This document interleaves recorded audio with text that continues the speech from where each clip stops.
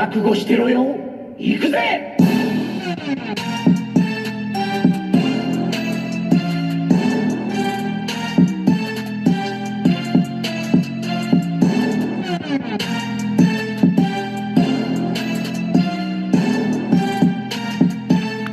Welcome to Worldbreaker Coo's Reviews. I'm your host, Worldbreaker Coo, and today we are looking at the Transformers Legacy Menasor review.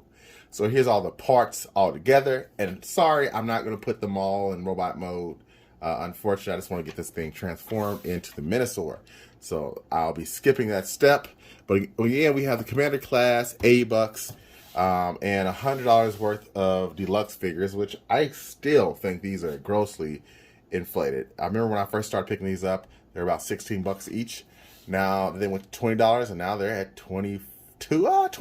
Okay, I think 22 or 24. I can't remember. Anyway, roughly $100 worth of deluxes. So, yeah, when they're together, they look pretty good. But there's individually some cars I don't care for at all.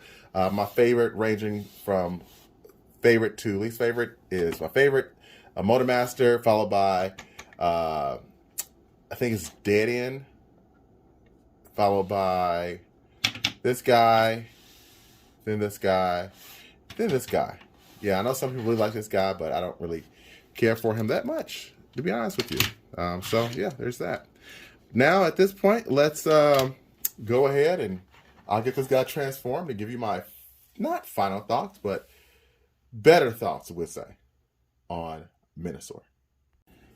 All right, apologies for the station, but had to do extreme zoom out on my camera just so you guys can pick up just how large and immense this guy is combined. Here is how he looks from the back.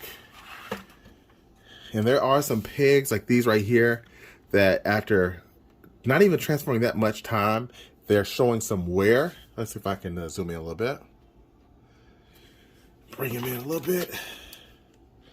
I'm not sure if the light can pick it up. Not really, but there's some stretch marks here and here. And there's some really bad stretch marks on some other portions of this figure. I can't remember where they're exactly at. I think those stretch marks are somewhere up here. No, they're right here. There we go. There's some stretch marks right here. I wish you can see it, but you can barely see that white. That's a stretch mark. That's bad. This is a lot of money, and to see stretch marks like that this early, and you know, I thought it might be the white paint, but I don't think it is. Maybe it is, but I don't know. Just one thing to kind of worry about. As far as the figure itself, this is it. This is how. Let me zoom out again. This is how a combiner should be, in my mind. Like, this is much more sturdier than the other combiners I have. Look at that. As far as arm range, he can go up about that much. He can go all the way around. I can't really show it because the height, but he can go all the way around, which is nice. He can kick very well, and there's ratchets that you can hear as I'm moving him around. There we go. Then he can bend on his knee. Look at that, man. That is nice. Nice, strong ratchets.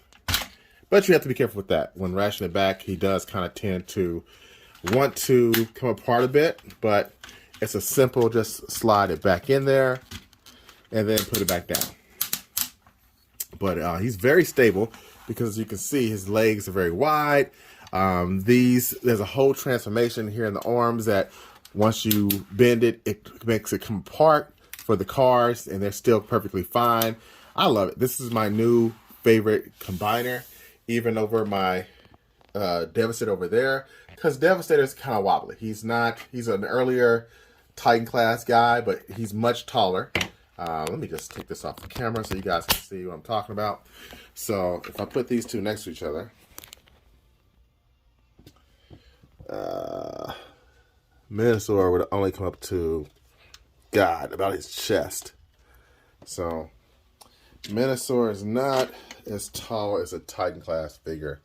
You can really get a feel right there for the size of this guy, considering he's almost eye level with that, or head level. What else? Let me get him compared with another Titan class figure, or excuse me, combiner. All right, I brought in Volcanicus, and Menasor is actually taller than him. He's not that much taller than him as you see on the camera. Or is he? Let's get them back to back so we can kind of get a better feel. Well, yeah, I guess he is. He's quite a bit taller than him. Man, that's crazy. And he definitely feels much more sturdier. He's a very sturdy, very nice figure. I'm loving this. Let's see if I can get some more Commander class figures in here. Here's Menasor next to my favorite Commander class figure, and that is Jetfire. And Jetfire is still my favorite. He has some slight miscoloration now, but he's still just a boss when it comes to Transformers. I mean, you can't get much better than this guy. He's all one piece. I want another Transformer like this. Give me something else. I would have got the black one, but I had to kind of chill out with how much money I was spending. So I avoided I figured, Shattered Glass version and just kept this one. Shattered Glass, had they changed up a little bit more, I would have gotten it, but they didn't. So maybe in the future, I'll pick up another Jetfire if they change more. But there is the height comparison. Again, Motormaster is taller and he's heavier, but mind you, he's got 4 other figures on him. Without all the other deluxes on him, he's definitely the heavier of the two, and definitely still the better of the two. So let's do a couple more.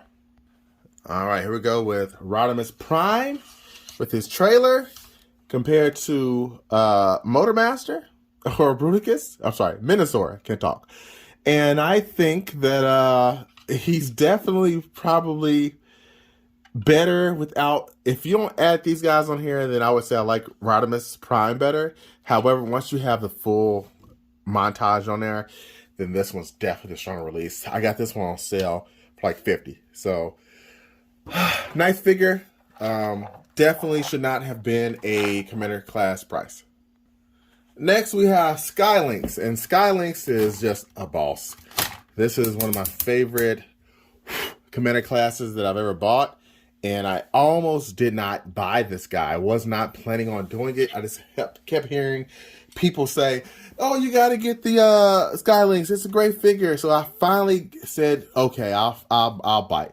I bit, and so glad I did because he's my second favorite out of all of my Commander classes. He's an awesome figure, and weight-wise, he's actually heavier, surprisingly, even than all these guys combined. He's a big hunk of plastic. So that's Skylynx, and we'll do one more comparison.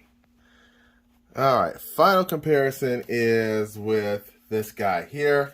And this guy here is actually an Autobot, the Arc. And you can just see how big the Arc is compared to Menasor. It's a big boy. He's even taller than Deficit over there. He's the second largest Titan class I have, only slightly smaller than the guy I'm getting ready to show you. And no, it's not Triptychon, but this guy right here, Omega Supreme, my favorite Titan class Transformer that I own. So yeah. Overall, this is probably the last Titan class, Commander class figure I'm getting for a while, because this year the Titan class Transformer is going to be that Optimus Prime, who I have no interest in, unfortunately. It's like a version that I don't have a feeling for either way, so I'm going to pass on them. However, that does not mean that I'm done. It just depends on what the future holds for the Commander classes. I own all of them right now, the mainline releases, but who knows if that would change in the future. So if I had to rate this guy out of 10 with everything together, I'm going to give him a solid 9. This guy is the bee's knees, even though I don't like some of all of his parts by themselves. When they're together, it's like stop, drop, and open up shop. So Motormaster is definitely a number 1 in my book, or number 3, I guess I would say. So thanks for watching this review. If you've been here with me this long, and if you stayed the whole time, just say Gargamel in the comment section so I can see how many people actually stayed to the end. Just say Gargamel. I appreciate you. Thank you. Until next time, peace and Motormaster oil grease.